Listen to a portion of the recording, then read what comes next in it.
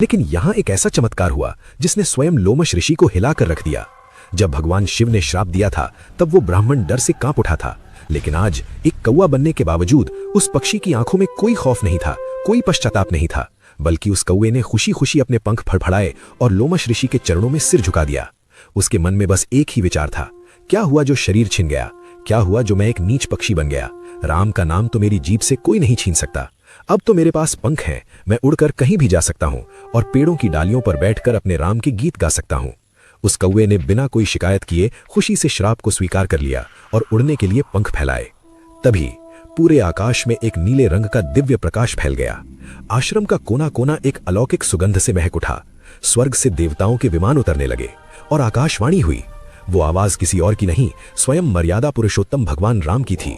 भगवान राम ने आकाश से कहा, हे मुनिवर, आपने मेरे इस परम भक्त को श्राप देकर ठीक नहीं किया। ये अज्ञानी नहीं है, इसका मेरे प्रति प्रेम इतना गहरा है कि ये निराकार ब्रह्म को स्वीकार नहीं कर पाया।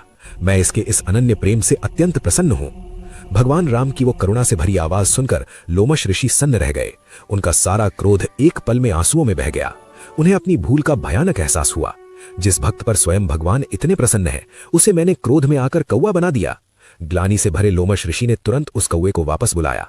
उन्होंने प्यार से उस काले पक्षी को अपने हाथों में उठाया, उसे गले से लगाया और फूट फूट कर रोने लगे।